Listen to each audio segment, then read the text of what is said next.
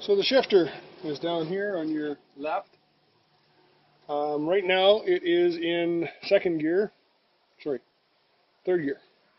which is vertical and forward.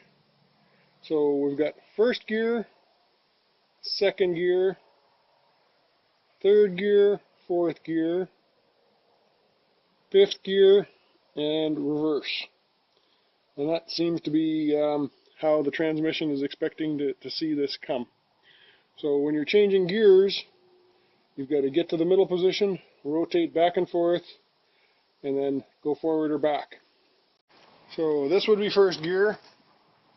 And then second gear is pulled out. Third, middle, forward, fourth, straight back, fifth, rotate in, and reverse. Like that. Okay, we're in first gear. We're just gonna hit the contactor here, and this is how we cut off the shaft yesterday. So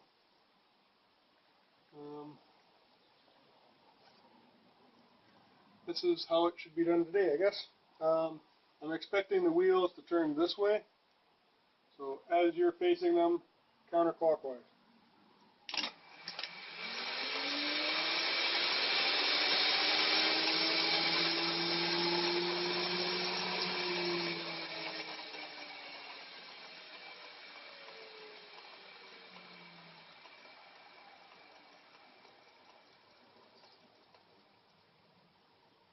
Haley, the really depressing part of that was it was supposed to move, and it didn't. So, I'm going to take out the rags, and we're going to do it again. And I'm going to see if I can actually see a rotation.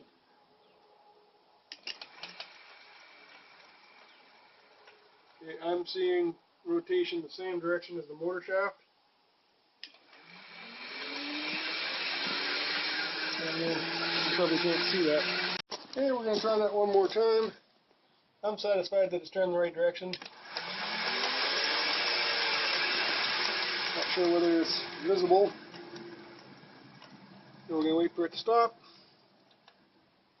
Second gear.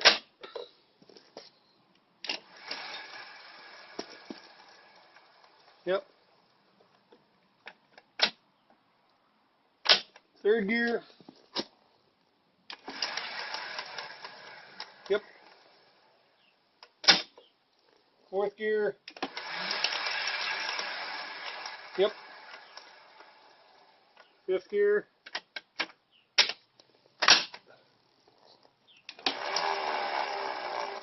There's a growl there I don't like. And that should be backwards.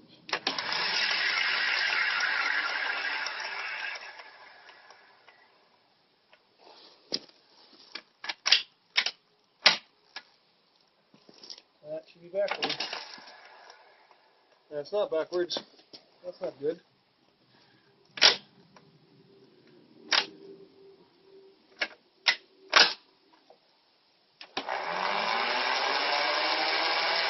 Yeah, I got it backwards. This one is reverse.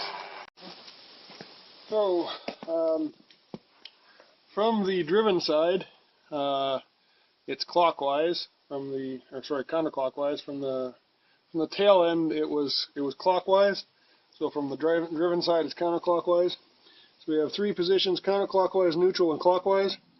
Counterclockwise is where we have it, so that's the right position. So we're going to leave it there and put the shrouds back on. I just wanted to check while we had everything apart, so I didn't have to take everything apart again. Okay, there's a Allen key screw here, another one here. Those I had forgotten to tighten up before I put everything together, so it's quite important to remember that. I'm also going to put a wrench on these nuts and make sure that they're tight, and then we're going to put it all back together. So the bolts are in snug, everything's put back together again, tightened up. Well, this is just snug, it's not real tight.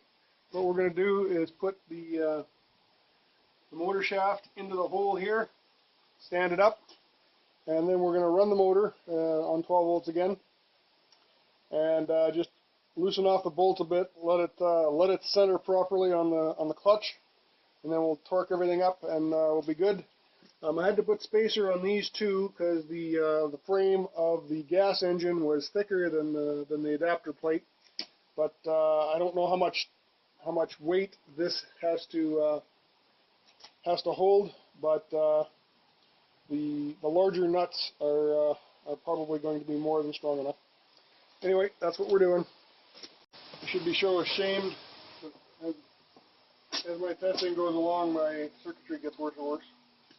So we have positive on the battery through a switch, through a contactor to A2, and from where the other one is, through cable back to negative. I've got the 12 volts on the contactor, just with gators, so I can turn it on and off. What we're trying to do is rotate the motor a little bit, let it center itself, tighten the bolts down, and then we're ready to put the assembly into the car. If you're using this method for putting the motor, standing it up on its end, and having it sit inside the shaft, sit inside the center of the tire, the only suggestion I would have is that you have someone help you. It was kind of difficult to do this by myself. The rest of the oil dumps out of the transmission, so have a pail handy. Obviously I didn't. Okay, here we go. I don't know how much torque there is on here. I'm just going to put my hand on it.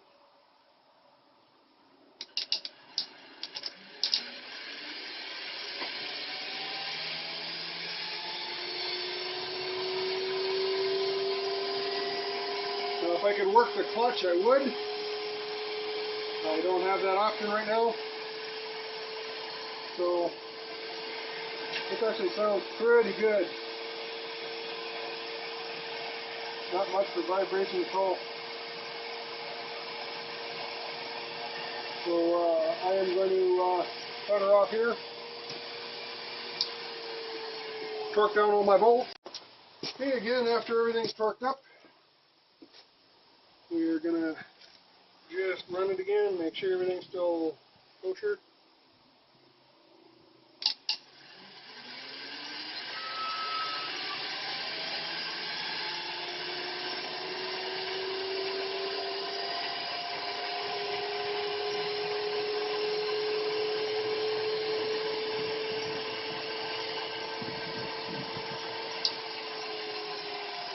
Sounds pretty darn nice to me. Feels good, no vibration that I could tell anyway.